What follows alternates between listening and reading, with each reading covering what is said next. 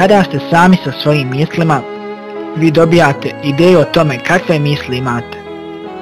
Ako živite svoj život reagujući konstantno na očekivanja koja drugi ljudi imaju od vas, željeći da budete poput tih drugih ljudi, vi ćete utrčati u klopku i stvorit ćete sebi život koji niste zaista željeli. U problemu ste, zaglavljeni ste u toj situaciji gdje imate hipoteku, ogromne račune na kreditnim karticama, gdje imate studentske zajmove koje morate da platite.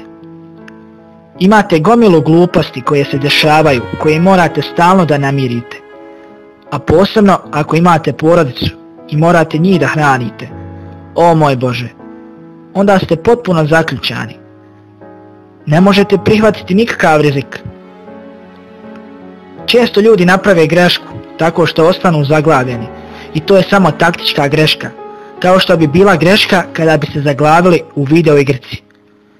Kao što bi bila greška kada bi pogrešno pratili mapu i zagubili se u šumi. Vaš život je sigurno neka vrsta putovanja i svi moramo da budemo svjesni da kada krenemo na putovanja, mi nećemo uvijek napraviti prave korake. I ponekad moraš da napraviš korak unazad i da pokušaš ponovo, i ako ste u poziciji da ne možete da se povučete i pokušate ponovo, upali ste u zamku.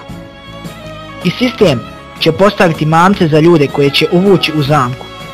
Sistem će dati ideje o penzionisanju, ideje o zlatnim godinama, dajući vam beneficije, obezbjeđujući vam zdravu radnu atmosferu. Zašto? Pa zato što žele da ljudi rade za to. Oni ne žele da ljudi realizuju svoje snove i da pobjegnu, jer to nije prihvatljivo. Zato morate da unajmite više ljudi i da ih istrenirate. Oni žele sve to da namjeste, tako da vi ostanete tu, da ostanete u nekom takvom nesrećnom svijetu. Na vama je da shvatite taj problem kao u videoigri.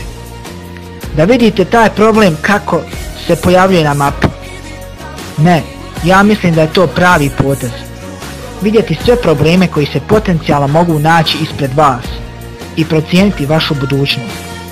A isto tako pogledajte okolo sve te ljude koji to nisu radili i pogledajte mizeriju u kojoj se nalazi.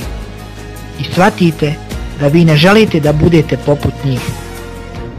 I onda pogledajte ljude koji su iskoristili šanse i sada su krenuli svojim putem. Šta su oni to uradili drugačije? Koliko objektivnost su oni imali, koja možda vama nedostaje? Za kakav uvid u svoje greške su spremni da kopaju duboko, duboko, za koje vi niste spremni?